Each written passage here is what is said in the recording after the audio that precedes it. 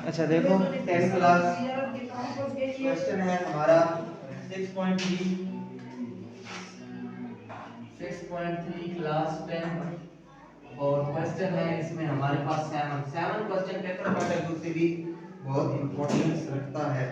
इसमें हमने distribution of mass calculated range, ठीक है, distribution of mass calculated range यानी कि आपने रेंज इसके अंदर मालूम करनी है और डाटा जो आपने बनाना है वो आपको दिया हुआ है। इसमें आपको दिए हुए है जी परसेंटेज दी हुई है और फ्रीक्वेंसी भी दी हुई है, तो ज्यादा हमें परेशानी की जरूरत नहीं है।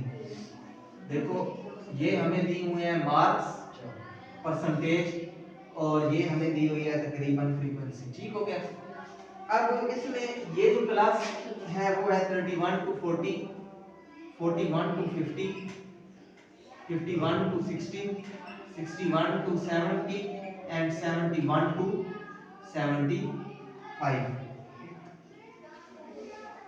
और जो फ्रीक्वेंसी दी हुई है वो भी लिख लो। फ्रीक्वेंसी इसके लिए दी हुई है 28, इसके लिए दी हुई है 31, इसके लिए दी हुई है 12 और इसके लिए दी हुई है 9 और साथ में 5। अच्छा ये जो टेबल है ना, मैंने छोटा कर लिखना है, आप एक अच्छा सा करके ये बनाना है, ठीक है। आपने इसमें रेंज डायरेक्ट रेंज नहीं निकल सकती, हमें मैक्सिमम भी नहीं पता, मिनिमम भी नहीं पता, और मैक्सिमम मिनिमम को माइनस करके रेंज आती है, आपको पता है, ठीक है। तो अब अगर आप ये चीज लगाओ ना कि इधर से मिनिमम उठा ली, इधर से मैक्सिमम उठा ली, बात खत्म, तो नहीं, ये फ्रीक्वेंसीज भी हैं, ठीक है। एक तरीके से इस सवाल को हमने सॉल्व करना होगा। तो चलो इसमें जरूरी है क्लास बाउंड्रीज। क्या जरूरी है? Class boundaries. तो दोबारा टेबल बनाना पड़ेगा। ये सबसे पहले क्लास, फिर क्लास बाउंड्रीज और फिर आपका क्या आएगी फ्रीक्वेंसी। ये क्लास है, ये क्लास बाउंड्रीज है और ये फ्रीक्वेंसी है। क्लासेस तो वही है, देखो 31 टू 40। अब क्लास बाउंड्री इसकी क्या बनेगी? एक इधर से कम, इधर से ज्यादा, तो ये हो जाएगा 30.5 टू 41.5। नहीं 41 नहीं, 40.5।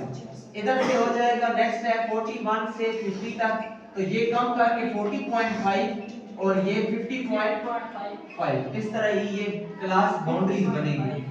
50.5 टू 60.5, 61 से 61, 51, 61 से 70। इधर बनेगा जी 60.5 टू 70.5 और लास्ट पे है 71 टू 75, तो ये बनेगा 70.5, 71 है ना, तो 70.5 टू 75.5। गुड। अब ये हमारे पास हो गया। उसके बाद फ्रीक्वेंसी लिख लो। फ्रीक्वेंसी है जी 28, 31, 12, 9 एंड 5। अच्छा अब यहाँ पे हमने जब रेंज निकालनी है तो रेंज के लिए फार्मूला यूज होगा मैक्सिमम का माइनस मिनिमम का। तो अब हम इसमें ये देखते हैं कि हमारे पास रेंज के लिहाज से छोटी कौन सी वैल्यू है और बड़ी कौन सी वैल्यू है। तो यहाँ पे हमारे पास आएगा, बड़ी वैल्यू में आएगा 75.5, छोटी वैल्यू में आएगा 30.5। तो ये निकाल के मुझे बताओ ना कितना आ रहा है आंसर इसका